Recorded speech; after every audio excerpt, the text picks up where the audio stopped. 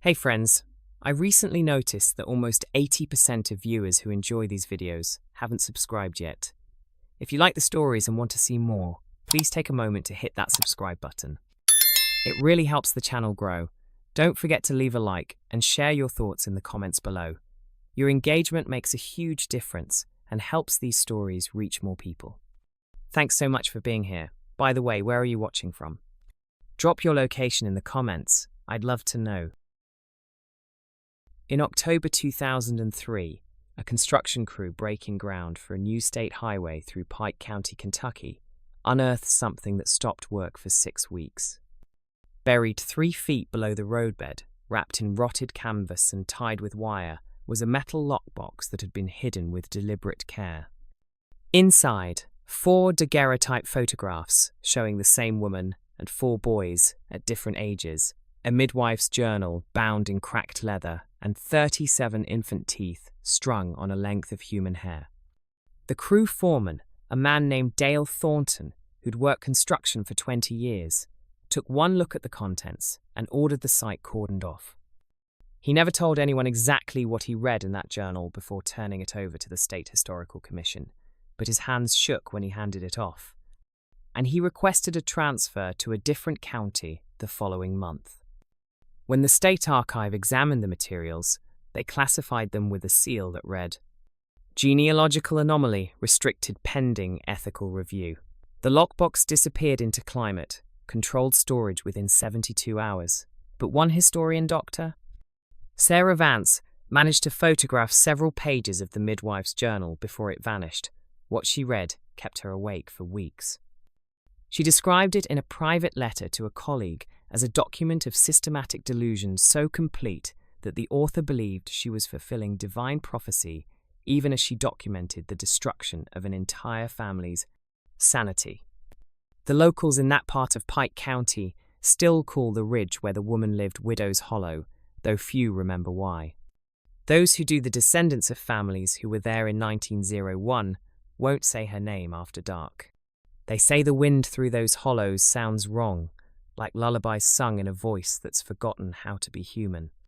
And they say that even now, more than a century later, the clearing where her cabin stood feels colder than it should, darker than surrounding woods, as if the earth itself remembers what happened there and refuses to heal.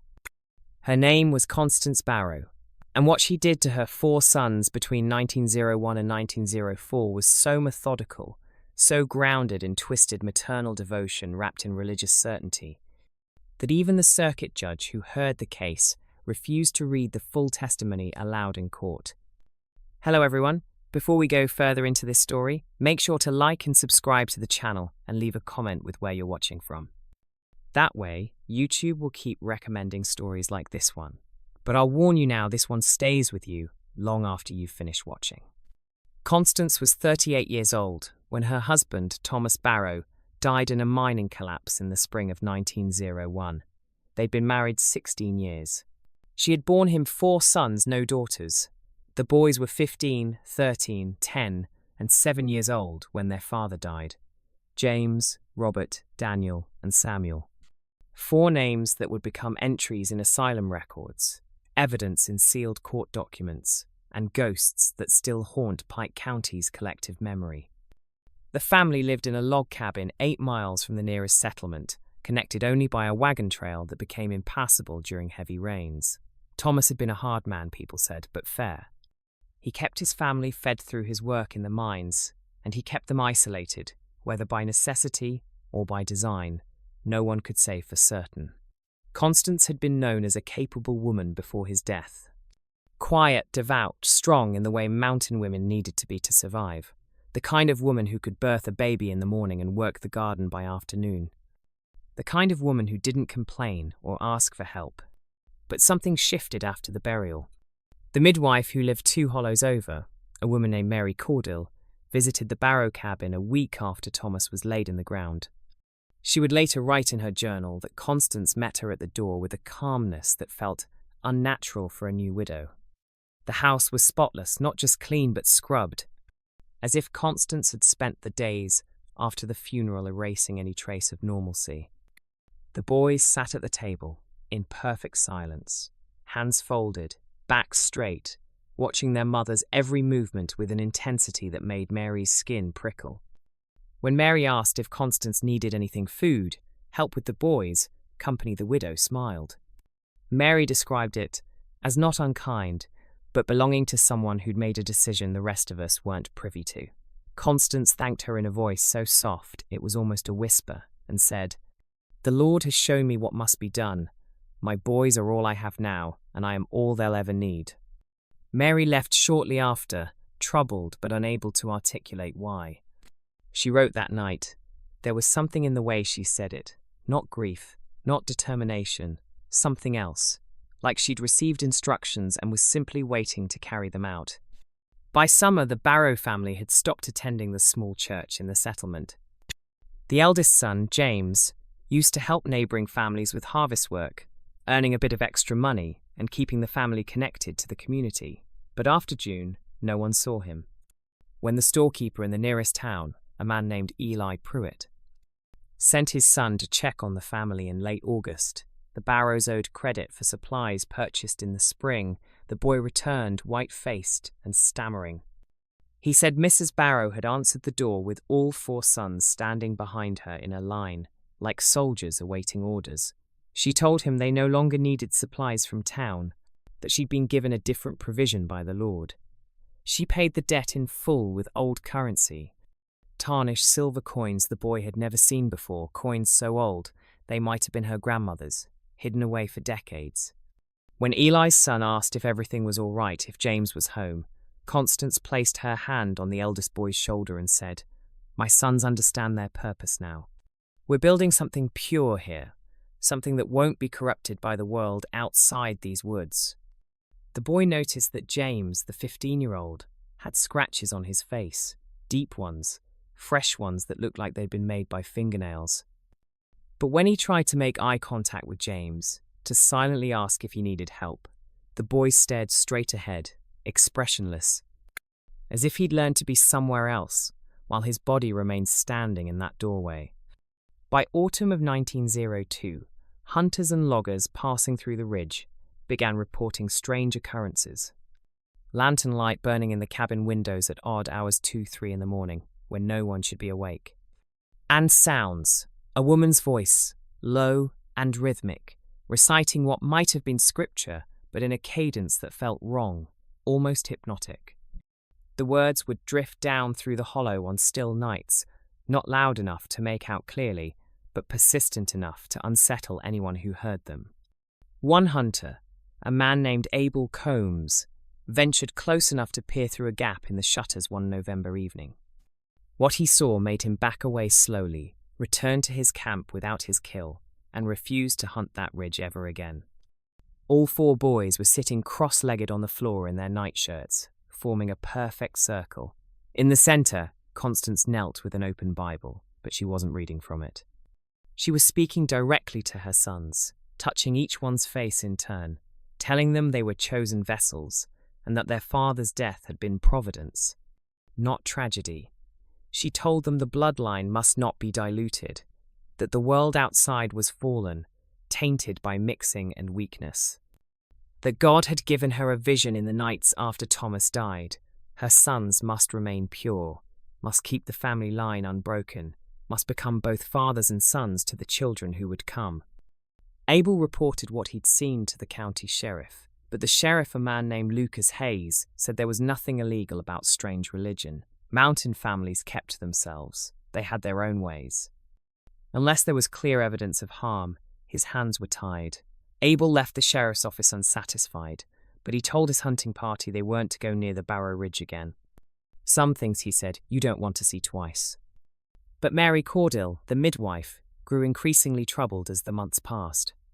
In her journal entries from that winter of 1902-1903, she recorded an encounter at the creek where the women of the area did their washing. Constance had appeared like a ghost through the morning mist, carrying linens that she scrubbed with a violence that bloodied her knuckles. The water around her ran pink.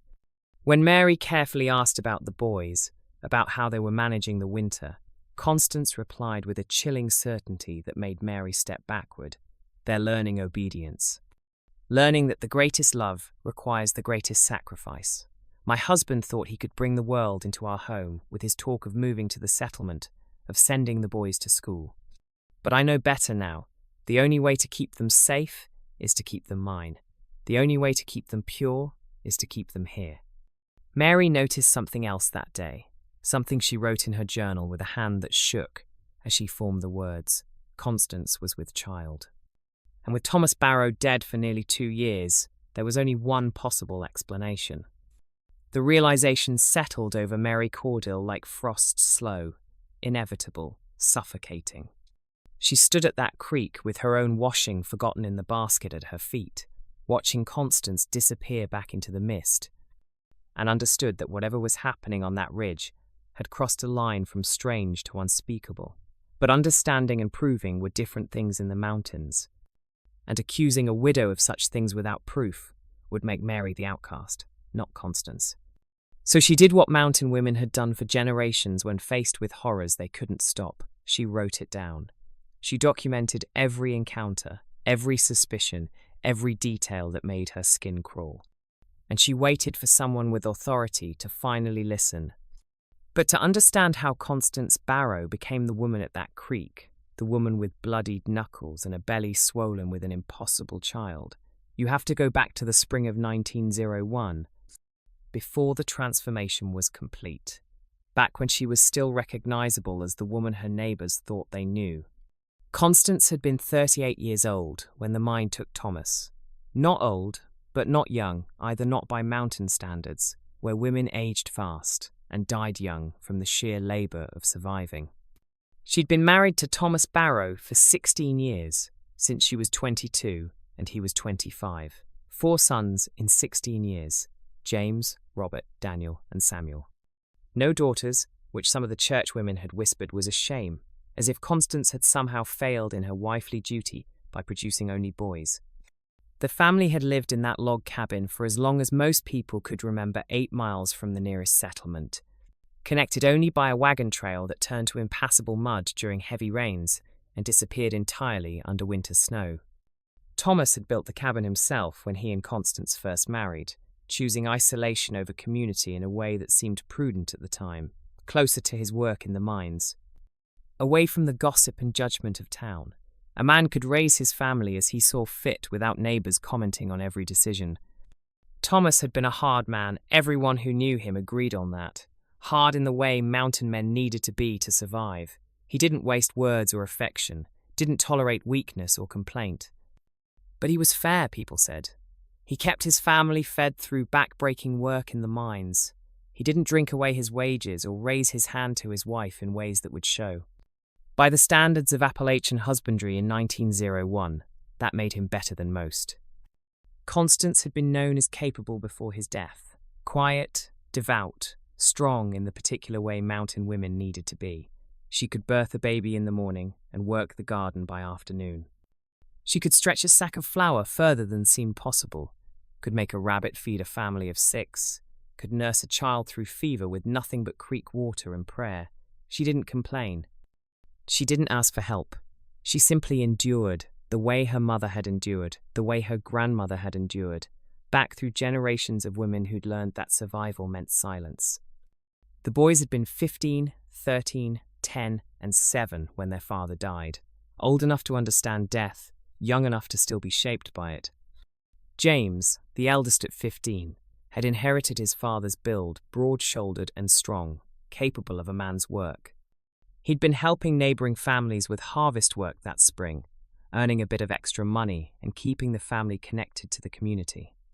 He was quiet like his mother, observant like his father, and carried himself with the careful dignity of a boy trying to become the man of the house. Robert, 13, was the watcher. Where James drew attention through size and capability, Robert faded into the background. He noticed things others missed, the way his mother's hands trembled after his father left for work, the way his younger brothers flinched at sudden sounds, the way the cabin felt different when Thomas was home versus when he wasn't. He kept these observations to himself, filed them away like coins saved for an emergency that might never come. Daniel, 10 years old, was the thoughtful one, the one who asked questions that made adults uncomfortable. Why did the preacher say God loved everyone when God let babies die? Why did his father work so hard if they were still poor? Why did his mother pray so much if the prayers never seemed to change anything? Thomas had been trying to beat the questions out of him before the mine collapse. After his death, Daniel learned to ask his questions only in the silence of his own mind.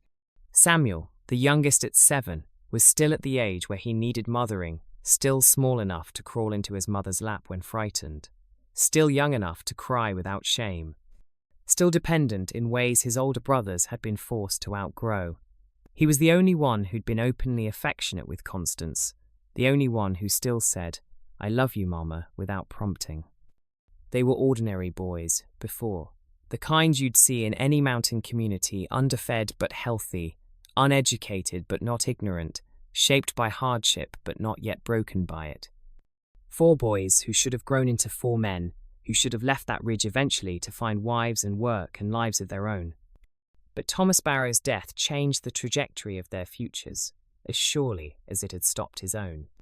The mine collapse had happened on a Tuesday morning in late March, when the mountain laurel was just beginning to bloom and the creeks were running high with snowmelt. Thomas had been working a new shaft with 3 other men when the support timbers failed. The other 3 made it out. Thomas didn't. They found his body 2 days later, crushed under rock and timber, barely recognizable as human. The community had responded the way mountain communities did with food brought to the door, offers of help that were sincere but vague, and a respectful distance that allowed the family to grieve in private. The women brought cornbread and preserves. The men offered to chop wood or make repairs. Everyone said the same things. He was a good man. He's with the Lord now. You'll be in our prayers.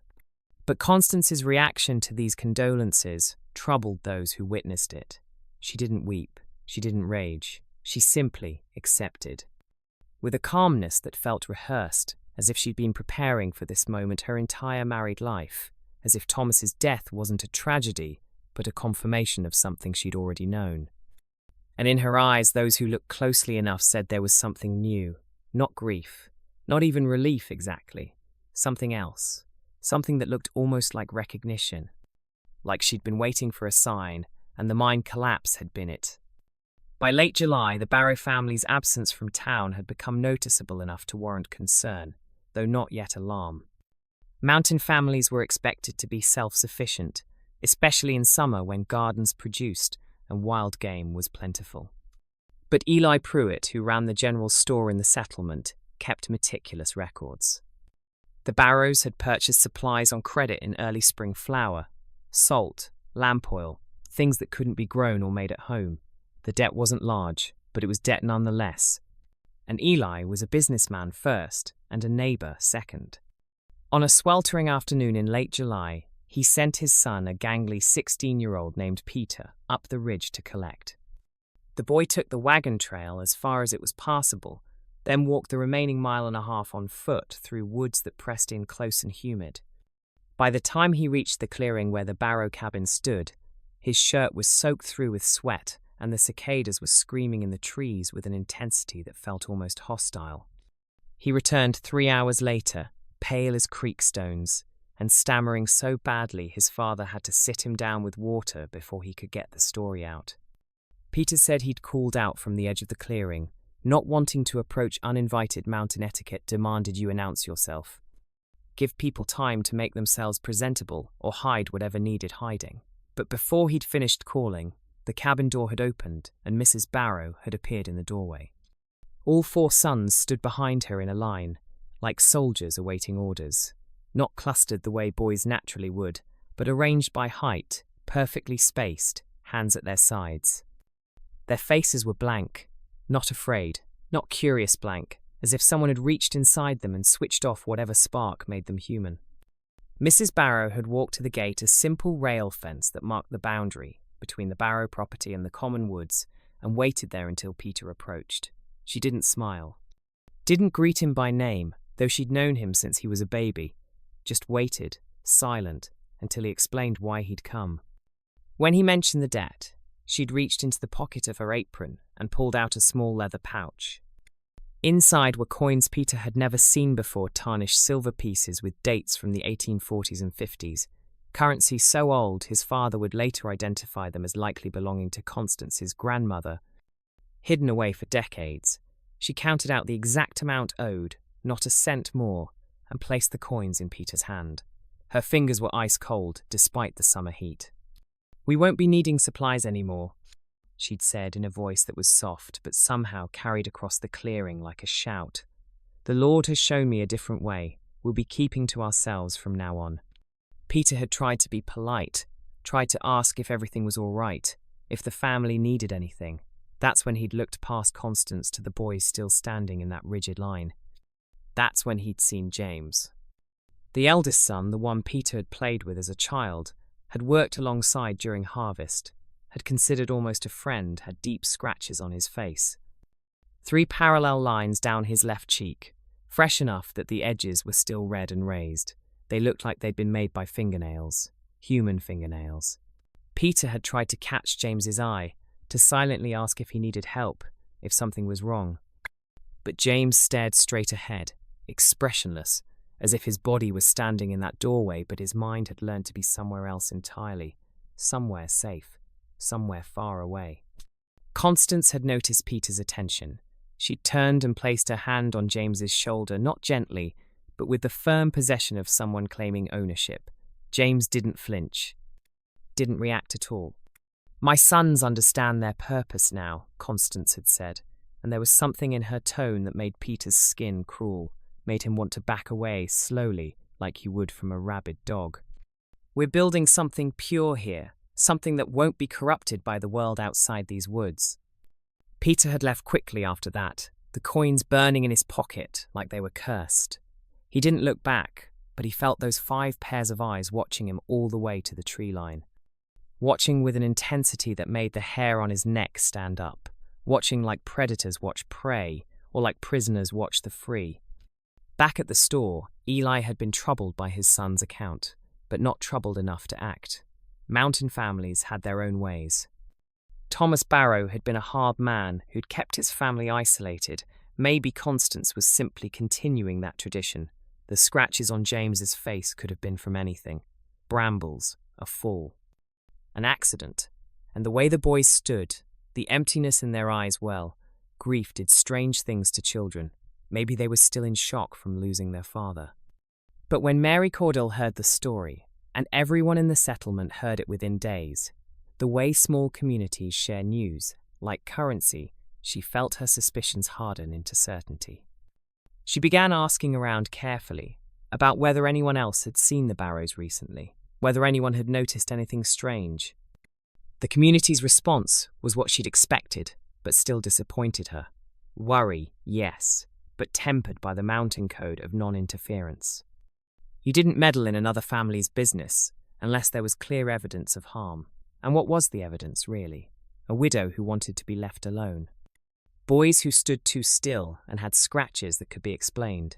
Strange words that sounded religious, even if the religion felt wrong. Not enough, not yet. So the neighbours made a decision, the way communities do, half-conscious, half-instinctive. They would watch, they would wait, they would pay attention to any further signs, but they wouldn't act. Not without something more concrete than unease and suspicion. That summer stretched long and heavy over the ridge. The heat pressed down like a hand, thick and humid, making the air itself feel solid. The cicadas sang their 17-year song with urgency that felt prophetic. And up on that ridge, 8 miles from town, the Barrow cabin sat like a fortress, keeping the world out and the family in.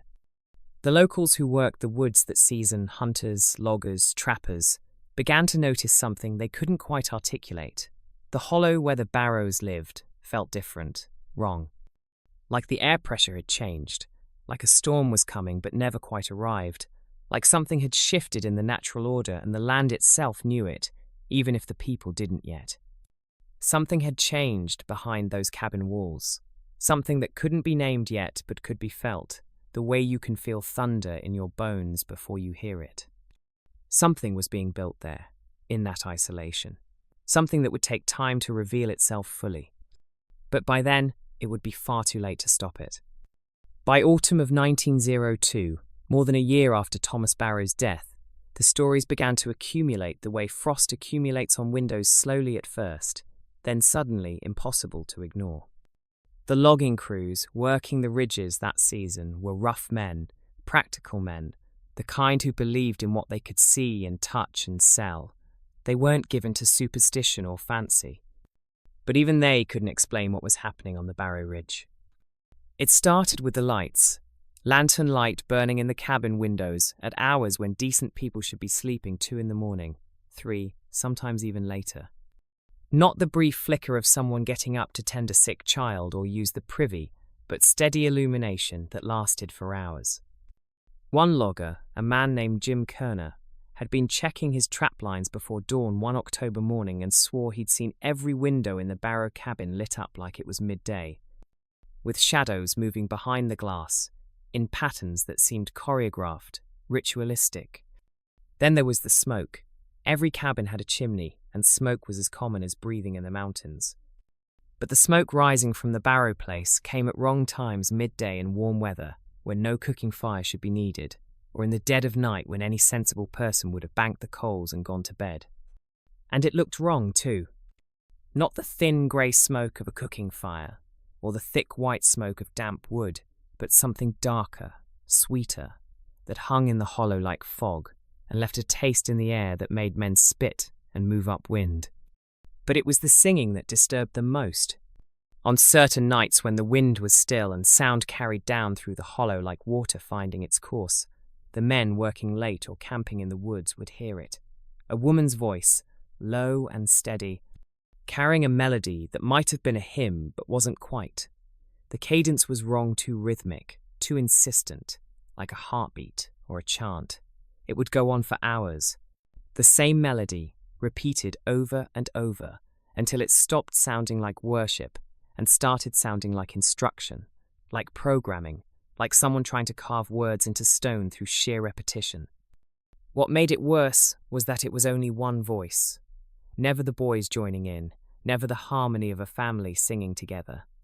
Just Constance, alone in that cabin with her 4 sons, singing into the darkness with a determination that felt less like faith and more like desperation. The men would look at each other across their campfires and say nothing, but they'd all be thinking the same thing. Whatever was happening up there wasn't right, wasn't natural. But what could you do about a woman singing hymns in her own home? What law covered that? Abel Combs had been hunting the ridge for 30 years. He knew every deer trail, every hollow, every place where the creeks ran clear enough to drink from. He was a practical man, a provider, someone who understood the mountains and their moods. But on a November evening in 1902, he saw something that shook that understanding to its foundation. He'd been tracking a buck for most of the day, following sign that led him closer to the Barrow property than he'd intended. Dusk was falling fast, and he knew he should turn back, make camp, try again in the morning. But the buck had been close, he could feel it, and he'd let that hunter's instinct override his caution. He'd gotten within 50 yards of the cabin before he realized how close he was. The clearing opened up suddenly through the trees, and there it stood, the Barrow cabin, lamplight glowing in the windows, smoke rising from the chimney in that wrong-smelling plume he'd heard about but never witnessed himself. He should have left then, should have backed away quietly and returned to his camp. But he saw movement through one of the windows, a shadow passing in front of the light, and curiosity pulled him forward. Just a quick look, just to see if the family was all right, if the boys were being cared for, if there was any reason to be concerned beyond rumour and superstition. He crept to the side of the cabin where a gap in the shutters offered a view into the main room. What he saw through that gap made him back away slowly, made him forget about the buck entirely, made him return to his camp, and pack his gear and leave the ridge without his kill. All 4 boys were sitting cross-legged on the floor in their nightshirts, arranged in a perfect circle. Their heads were bowed, hands resting on their knees, bodies perfectly still. In the centre of the circle, Constance knelt with a Bible open in her lap, but she wasn't reading from it. She was speaking to her sons, her voice that same low, rhythmic cadence Abel had heard carrying through the hollow on still nights. As he watched, she reached out and touched each boy's face in turn, not gently, not with maternal affection, but with the deliberate precision of someone marking territory or claiming possession. And she was telling them something, words Abel could barely make out but would never forget. You are chosen vessels. Your father's death was not tragedy, it was providence. God removed the obstacle so I could complete the work he gave me. She moved to the next boy, touched his face, continued. The bloodline must not be diluted. The world outside is fallen, tainted by mixing and weakness. But you are pure. You will remain pure. Her hand moved to the third son's face. God gave me a vision in the nights after your father died. He showed me what must be done. You must keep the family line unbroken. You must remain here, with me, where nothing corrupt can touch you. And then, to the fourth boy, the youngest, her voice dropped to almost a whisper, but somehow carried clear to where Abel stood frozen at the window. You will become both fathers and sons to the children who will come. This is God's plan. This is my purpose. This is your destiny. The boys didn't move, didn't react, didn't show any sign that they'd heard or understood or cared. They just sat there, heads bowed, while their mother touched their faces and spoke her twisted gospel into the lamplight. Abel left without making a sound. He walked back to his camp in darkness, packed his gear, and didn't stop moving until he was off the ridge entirely. The next morning, he rode directly to town and found Sheriff Lucas Hayes at the courthouse. The sheriff listened to Abel's account with the patient expression of a man who'd heard a lot of stories in his tenure. When Abel finished, Lucas leaned back in his chair and said exactly what Abel had feared he'd say. Nothing illegal about strange religion, Abel. Mountain families keep to themselves. They got their own ways of doing things. But the boys, Abel started, were sitting in their own home with their mother, Lucas finished. Weren't crying for help, weren't injured that you could see. Just sitting quiet while their mama read scripture to them. That's called raising children, not breaking the law. Abel wanted to argue that it was more than that something was fundamentally wrong in that cabin, that the way the boys sat so still and empty wasn't natural, but he had no evidence, no proof. Just the crawling certainty in his gut that evil was happening on that ridge, wrapped in prayer and justified by scripture. Unless there's clear evidence of harm, Sheriff Hayes said, not unkindly, my hands are tied. You understand that, don't you? Abel understood. He also understood that by the time there was clear evidence, it would be too late. He went back to his crew and told them what he'd seen, what the sheriff had said, and then he gave an order that every man followed without question, stay away from the Barrow Ridge. Whatever was happening up there, they wanted no part of it. Some things, once seen, couldn't be unseen. Some knowledge, once gained, couldn't be forgotten. The ridge could keep its secrets a while longer, but Abel had a feeling, a hunter's instinct, honed over decades, that those secrets wouldn't stay buried forever. That whatever was being built in that isolated cabin would eventually reveal itself. And when it did, the whole county would wish they'd listened to the warnings. Mary Cordell occupied a unique position in the mountain community, one that gave her access to truths others could politely ignore. As a midwife, she was called into homes at their most vulnerable moments, births, deaths, illnesses that couldn't be treated by prayer alone. She saw things, she knew things, and she kept most of those things to herself, because that was the unspoken contract between a midwife and her community.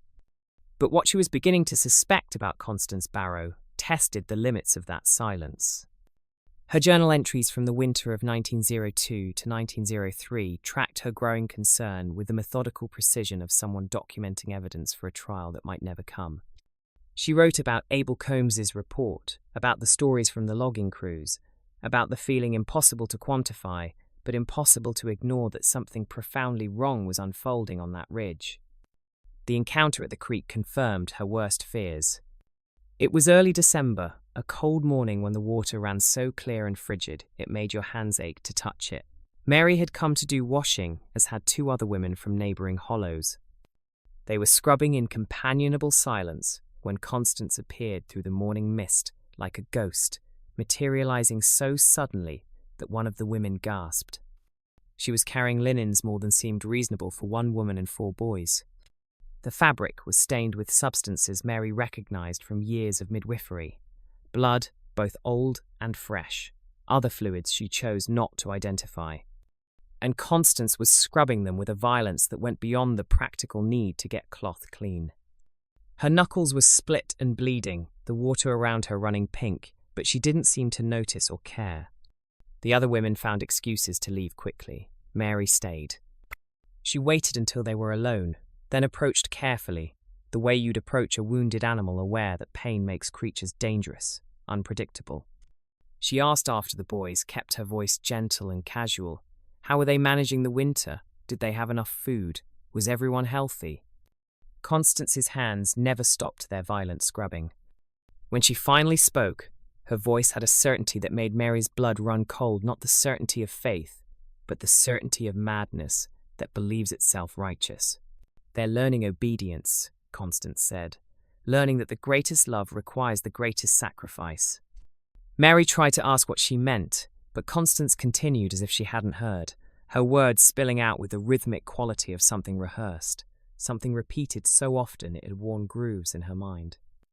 My husband thought he could bring the world into our home, talked about moving to the settlement, about sending the boys to school, about letting them work for other families.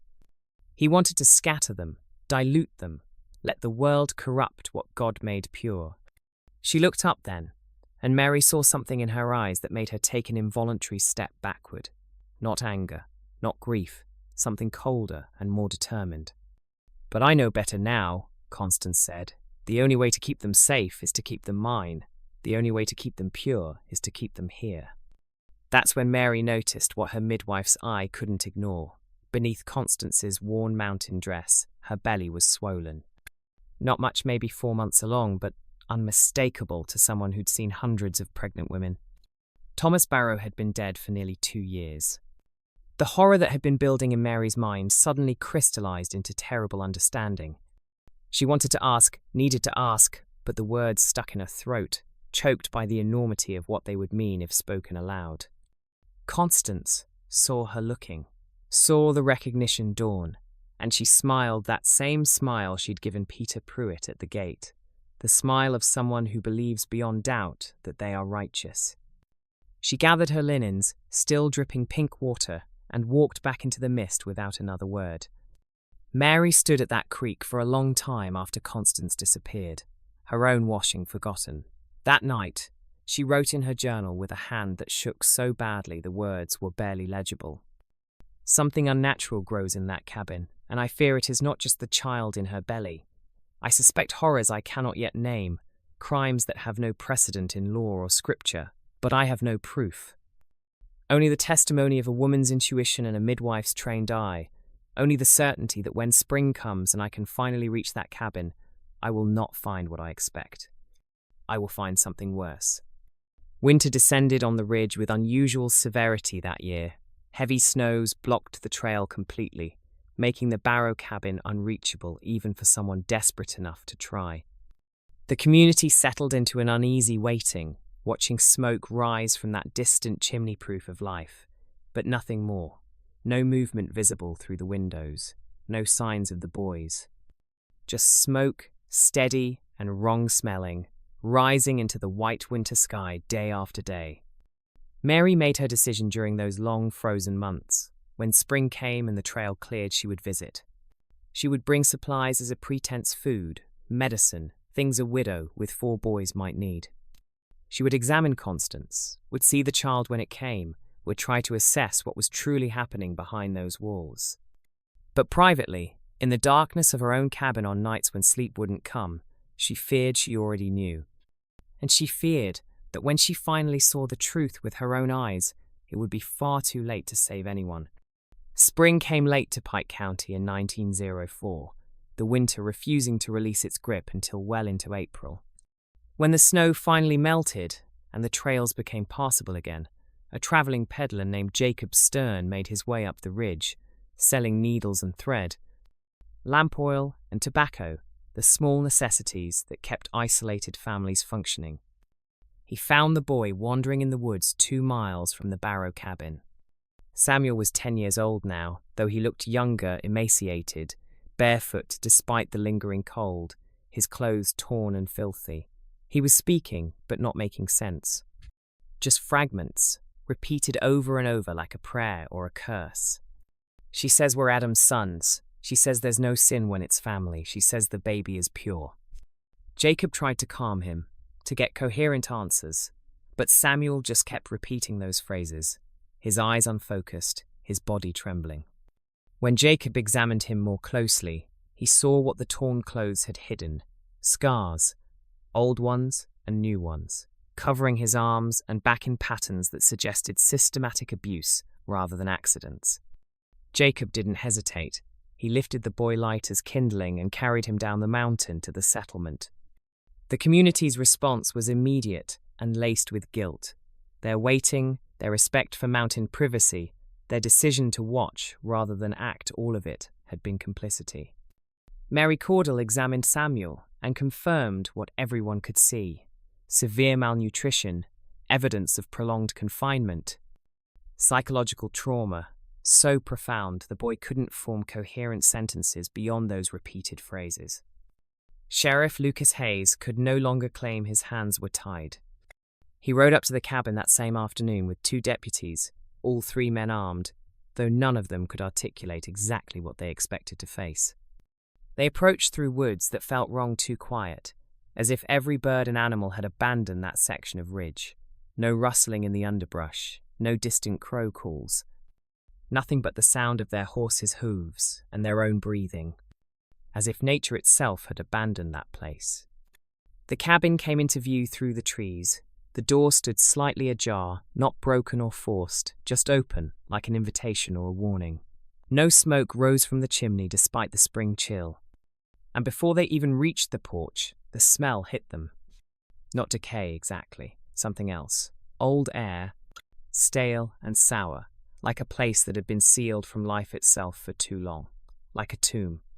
Sheriff Hayes dismounted and approached slowly, one hand on his revolver. He called out, announcing himself, giving anyone inside a chance to respond peacefully. No answer came. He pushed the door open wider. The interior of the cabin had been transformed into something between a shrine and a prison. Every wall was covered in scripture verses about lineage, about Abraham's seed, about the chosen people keeping themselves separate. But interspersed with the Bible verses were other words, carved directly into the wood with such force that splinters curled away from the letters. The blood must not thin. 4 sons, 1 mother, 1 line unbroken. Sacrifice is the price of purity. The furniture had been arranged with ritualistic precision, the table pushed against one wall, chairs in a perfect circle, the floor scrubbed so clean it looked raw. But it was what they found in the back room that made one deputy vomit on the porch and the other whisper a prayer he hadn't spoken since childhood. Evidence of confinement, ropes attached to walls, chains with locks, restraints that showed signs of long use. Locks installed on the outside of bedroom doors, not to keep intruders out, but to keep occupants in. The walls were marked with scratches, fingernail gouges in the wood where someone had clawed desperately, futilely at their imprisonment. In one corner stood a birthing chair, its seat stained dark with substances that had soaked into the wood. The smell here was worse copper and rot, and something sweeter underneath that made Sheriff Hayes' stomach turn. They found James in the corner of the main room. The eldest son was 18 now, legally a man, but he looked ancient. He sat with his knees drawn up, rocking silently, his hands covering his face. His fingers were scarred, the nails torn and ragged, as if he'd spent years scratching at walls or clawing at doors. When one of the deputies tried to approach, tried to gently touch his shoulder and ask if he was all right, James flinched violently but made no sound. Just curled tighter into himself, rocking faster, his eyes when they glimpsed them vacant and staring at nothing. Like looking into abandoned houses, Sheriff Hayes would later write in his report. Like the person who'd lived there had moved out long ago and left only the structure behind. "Dear God," one deputy whispered, "where are the others?" That's when they heard it, a sound from outside, from the barn, the thin, hungry cry of an infant. The infant's cry drew them toward the barn, but Sheriff Hayes stopped at the threshold. His eyes had caught something they'd missed on first sweep of the cabin, a door in the floor, half hidden beneath a worn rug. A cellar door, and it had a heavy iron bolt on the outside. He knelt beside it, his hand hovering over the bolt. From below came sounds that made his skin crawl, breathing or crying or both. Something alive down there in the darkness, something that had been locked away. "Sheriff," one deputy said, his voice tight, "maybe we should—" "We finish this," Hayes said quietly. He prayed under his breath, words he'd learned as a child and hadn't thought about in years, then pulled the bolt free. The smell that rose from below made the deputy who'd held it together so far turn and retch into the yard. It was the smell of human misery, condensed and trapped waste and sweat and fear and something else, something that spoke of suffering so prolonged it had become its own atmosphere. Hayes descended the stone steps with his lantern held high, each footfall echoing in the narrow space. The steps were damp, slick with condensation. The cold that rose to meet him was wrong tomb cold, death cold, too cold for spring. At the bottom, the lantern light revealed Robert and Daniel. They were chained to the walls with enough length to reach a water bucket, but no more. Robert was 15 now, Daniel 12, but they looked like ancient, withered things, emaciated, to the point where every bone showed through skin that had gone the colour of cave fish. They were covered in their own filth, covered in bed sores from lying on stone, covered in marks that told the story of prolonged confinement and systematic abuse. When the lantern light hit them, they screamed. Not words sound so inhuman, so raw, that Hayes felt something break inside his chest. The sound of animals that had forgotten they were ever human. The sound of souls that had been locked in darkness so long they couldn't remember light. The walls around them were covered in scratches, frantic, desperate markings carved into stone with fingernails or rocks or anything sharp enough to leave a trace. Tallies everywhere, hundreds of marks tracking time or occurrences too terrible to name. The boys' names written over and over: James, Robert, Daniel, Samuel, dates in shaky numerals. Symbols Hayes didn't understand and wasn't sure he wanted to. And in one place, carved in letters large enough to read across the cellar, "Mother says we are clean now." But it was what lay in the corner that made the second deputy collapse, made him sit down hard on the stone steps and put his head between his knees while his whole body shook. Bloodstains on the straw bedding, old and new, remnants of afterbirth, long rotted but still recognizable to anyone who'd seen farm animals give birth. And in the darkest corner, partially hidden beneath mouldy straw, small bones, too small to be animal, too small to be anything but what they were. "Get them out," Hayes said, his voice breaking. "Get them out now." The rescue was nightmare made flesh. Robert and Daniel could barely walk, their legs had atrophied from disuse. Their eyes couldn't tolerate daylight, their minds had fractured under the weight of their imprisonment.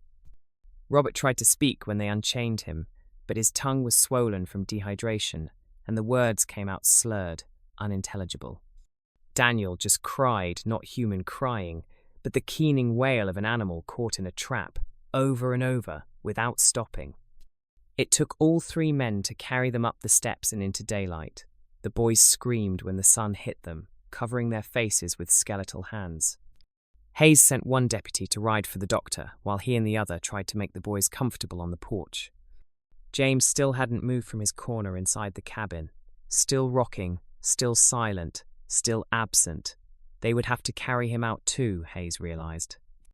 Would have to physically lift all three of them because whatever had been done to them in that cabin had broken the part of the brain that tells the body to move, to flee, to survive. "Where is she?" the deputy whispered. "Where's the mother?" Hayes looked toward the barn where that infant's cry had come from, where Constance Barrow was presumably waiting, presumably with the child she'd been carrying that winter when Mary Caudle saw her at the creek.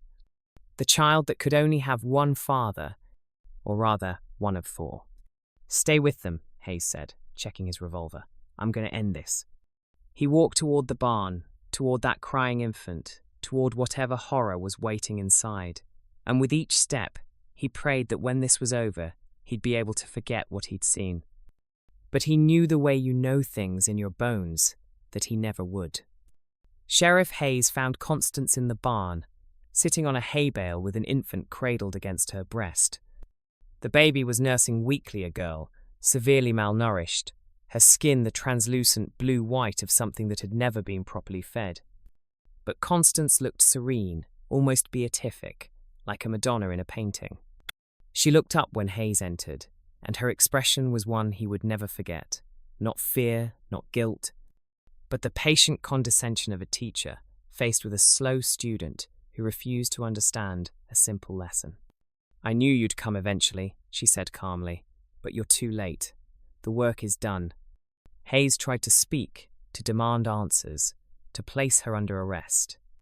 But the words caught in his throat because she seemed so utterly at peace, so completely convinced of her righteousness, that it paralyzed him momentarily. "My husband's death was God removing the obstacle," she continued, adjusting the baby at her breast as if this were an ordinary conversation about ordinary things. "I am the new Eve. My sons are my Adams. This child," she looked down at the struggling infant, "is proof of our covenant. No outside blood, no corruption, just us, just family, forever."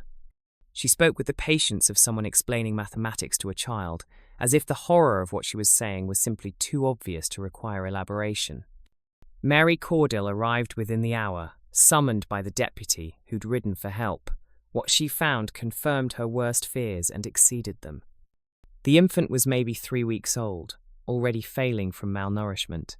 But when Mary examined Constance, she found evidence of multiple pregnancies, stretched skin, faded marks, physical changes that told the story of at least 4 or 5 births beyond the 4 sons she'd borne to Thomas. "Where are the other children?" Mary asked, though she already suspected the answer. Constance smiled. "Would you like to see the imperfect ones?"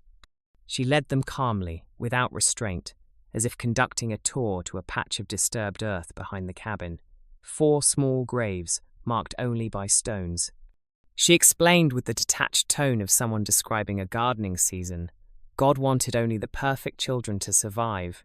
The others had flaws, weakness, signs of taint. I returned them to the earth and tried again. She paused, looking at the infant in her arms. "The seed is strong. The line will continue. Even if you take this one from me, there will be others. My sons understand their purpose now." Hayes arrested her then, finally finding his voice. But Constance went willingly, peacefully, still cradling the infant, until Mary gently pried the child from her arms. That night, Mary wrote in her journal testimony that would become sealed evidence, the document that would commit Constance to the asylum without trial. She described years of systematic abuse, a rotation system where each son was used in turn, pregnancies documented with the precision of livestock breeding, religious justification woven through every atrocity.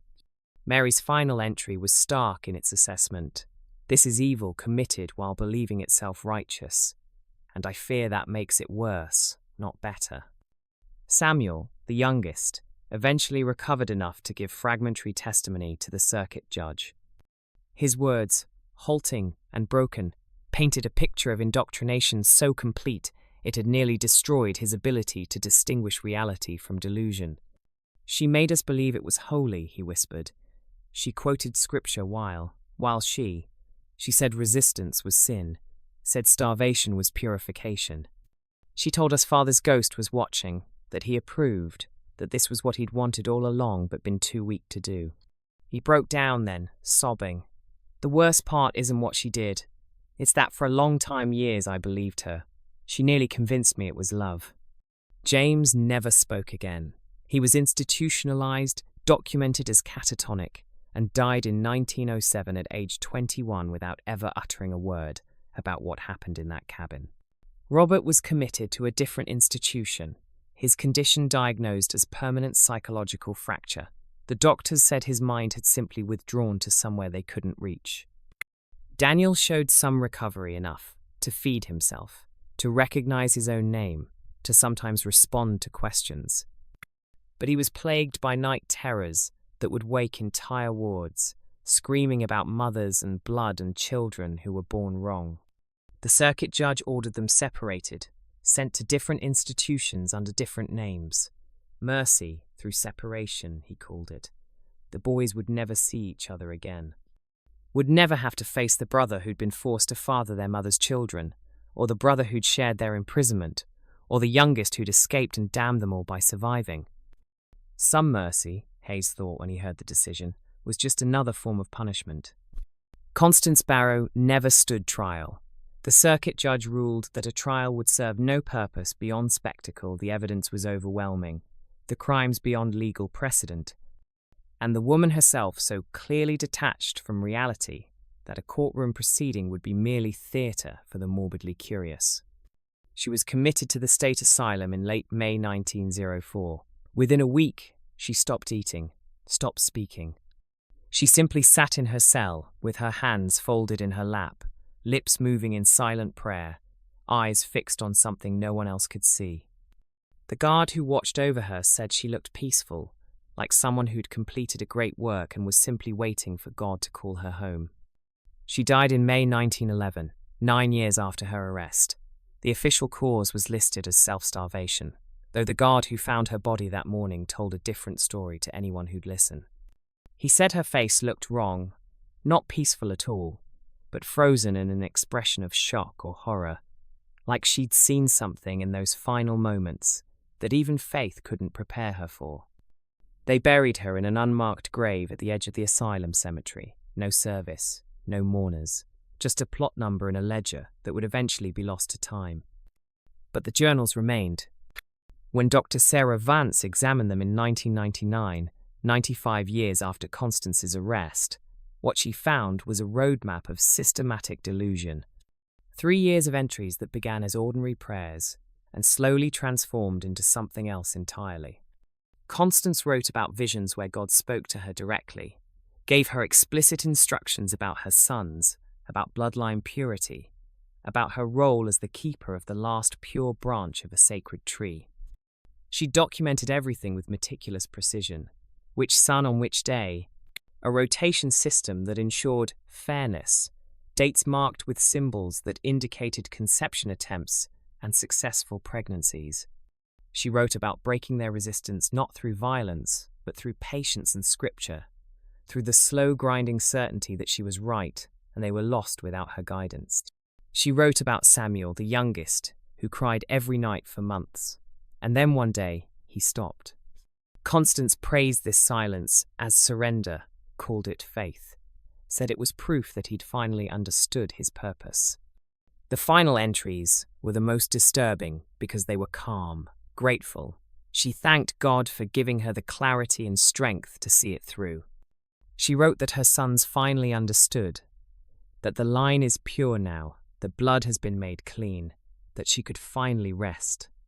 The Historical Society sealed the journals again in year 2000 and moved them to a climate-controlled vault in Charleston.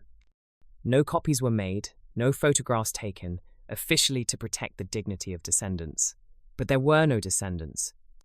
The Barrow line had ended in 1904, in that cabin on the ridge, in the darkness of that cellar and the horror of that barn. What they were really protecting was the idea that love, maternal love, supposedly the purest form, could become this twisted, this destructive, this certain of its own righteousness.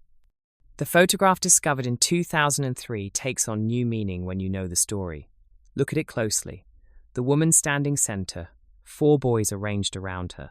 Their eyes are hollow, vacant.